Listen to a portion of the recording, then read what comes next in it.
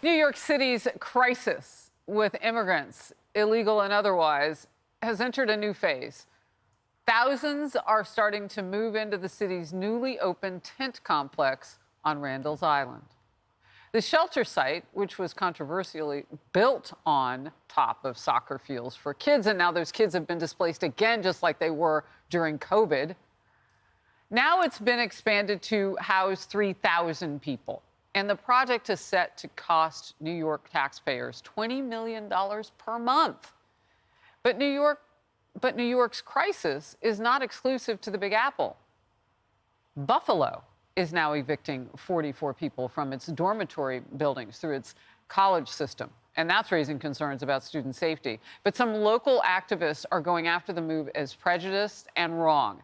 Now some New Yorkers are calling out the failure at our southern border. Guardian Angels founder Curtis Sliwa was arrested while protesting this weekend, taken away in handcuffs. Close the border! Close the border!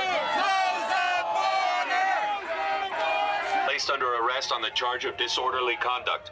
If you do not cooperate and accompany the arresting officer to the prisoner transport vehicle,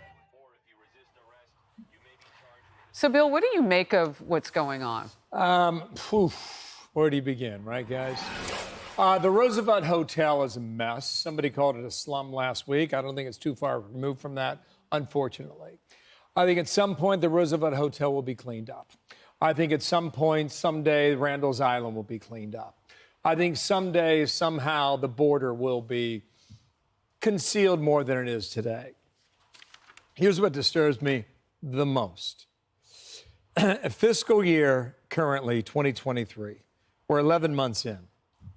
We have encountered 146 people on the terror watch list. Yeah, that we know of. That is more than every year combined going back to 2017. Yep.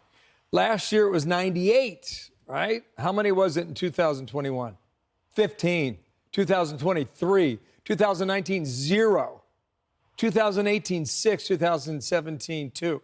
We had an entire congressional commission that was assigned the job of trying to figure out how Saudi hijackers made their way to San Diego, California. How much time and money and national toil did we put into that? And now you got this. You got 146. You got another month, ladies. How high's the number going to go? What are we thinking? There is no nation in this world that runs their border the way we run ours. Lily. Well, when you look at talking about other nations, countries like, the UK, Australia, and New Zealand, who have friendly migration policies, 80% of those migrants come to those countries because of jobs. Here is asylum seekers or family ties, which have to flip that script. There are 1.4 million workers on H-1B visas that are waiting because of the backlog. Those are professionals, they have jobs, they have hiring managers that are waiting for them to get back into the workplace, while we are trying to sort out what now has costed, the latest number I saw was $150.7 billion a year for the state, local, and federal expenses of what migrants cause to this great nation. And here we have fires, natural disasters, backlogs of people that do have legitimate reasons and approval for staying in this country for work, yet we cannot get, our arms around it. So border security with a sensible and working immigration reform is what we need.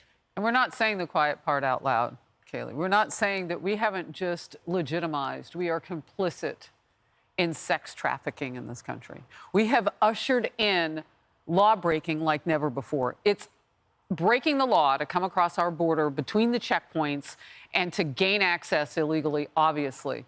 But the cartels are running that border, and they're running what happens north of that border to young children that we may never know the names of, but they're suffering in the United States of America. Yeah, Heritage cited a statistic that as many as 60% of kids at the border are trafficked. So think about that. I mean, these are people who are showing up in the most heinous of conditions, vulnerable kids who are trafficked because we have a president enabling it.